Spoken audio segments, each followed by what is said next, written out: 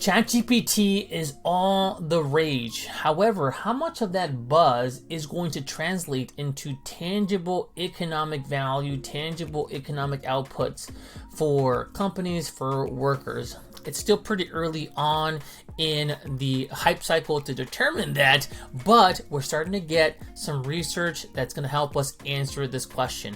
Today, we're going to talk about one paper that's come out by a fairly well-known researcher in the space. We're going to review that paper and we're going to look at some of the summary points and how you might apply that within your own business. Let's jump into it. We have generative AI by a couple of researchers here, one in particular that you may know, who is EriK Brynjolfsson.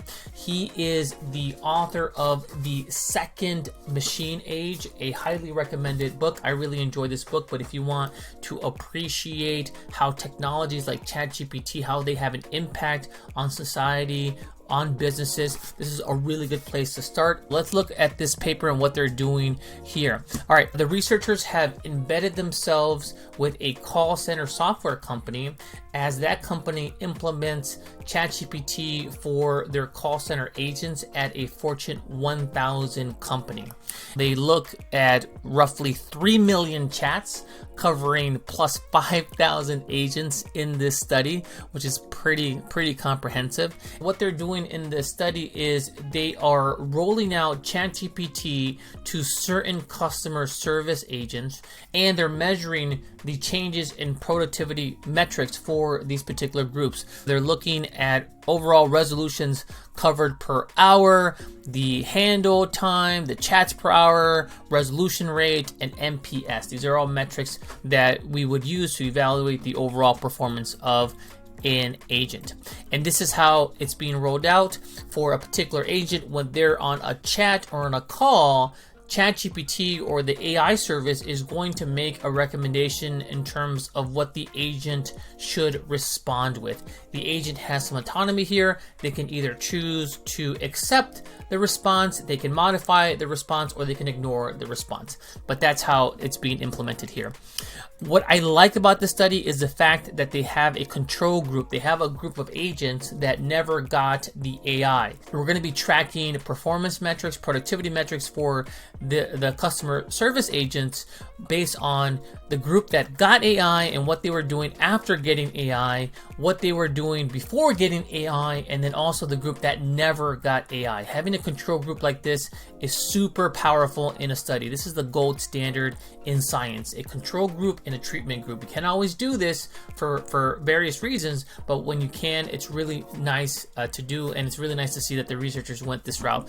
A+ there. All right, let's talk about findings here. Big finding here is that for the group that got AI, they were able to increase their productivity on average by roughly half a resolution per hour. So the way to read this chart is you look at the middle of this distribution, and this is for the post AI group. So this is for the group after getting AI, and it's roughly 2.5. But previous to getting AI, this distribution was roughly at 1.75 or even 2, you might say. So they were able to, on average, this is on average, increase the resolution rate by 0.5 additional resolutions per hour. So a nice little boost.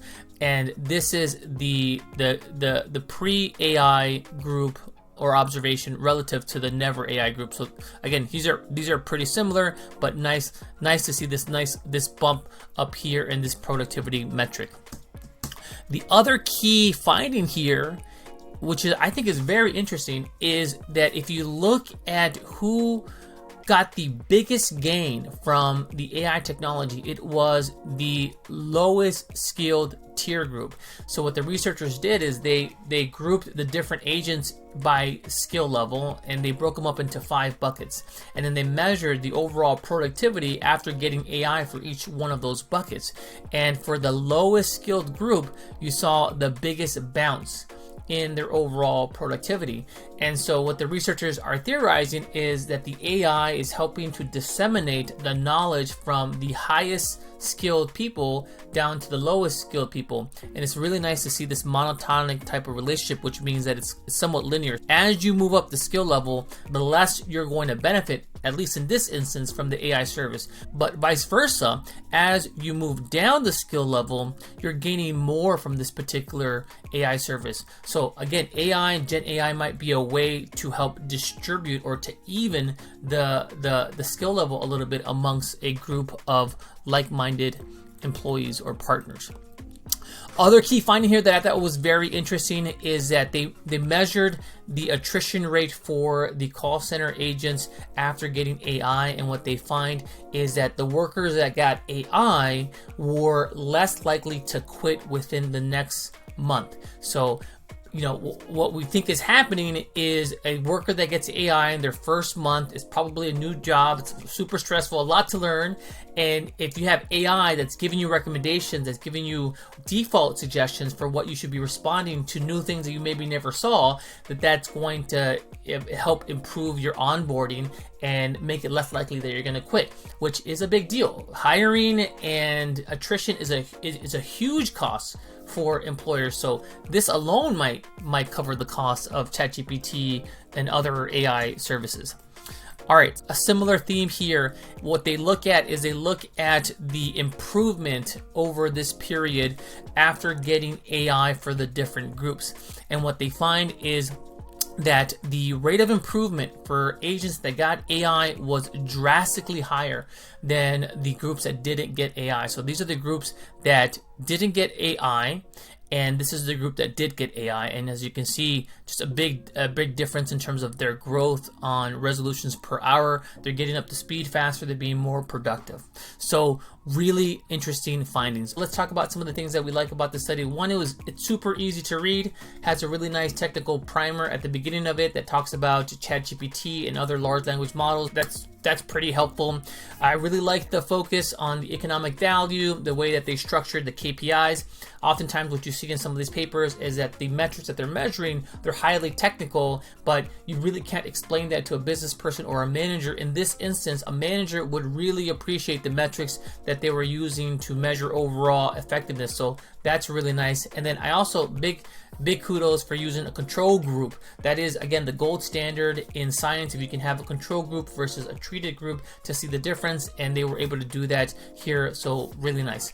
My only critique here is that I would have wanted to see more on the cost side, on the investment side of implementing these types of technologies. So as we're looking to deploy new technologies, we're thinking about ROI, what is our payback period? So here I can denote the return, what the benefit is going to be.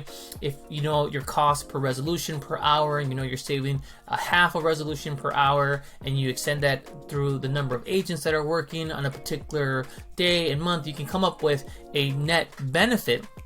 But what is the cost? What's the upfront cost? What's the cost of maintenance? Are there any additional risks that we have to be considerate of? What's the denominator in that ROI calculation? So I would have wanted to have seen a little bit more on that front in this particular paper. Let's summarize here. We're still very early on in the ChatGPT large language model world, and we're still figuring out how we're going to implement some of these tools at work and at enterprise, and how effective and how valuable they're going to be. This is a really good paper that takes a look at how this is being implemented for a call center type of environment, but there are some things that we're seeing that might be indicative of how this is going to be rolled out at other companies and other organizations and other industries. In general, what we're seeing is that Gen AI is going to help boost the productivity of workers. It's going to help low-skilled folks the most and new employees the most. It's going to help decrease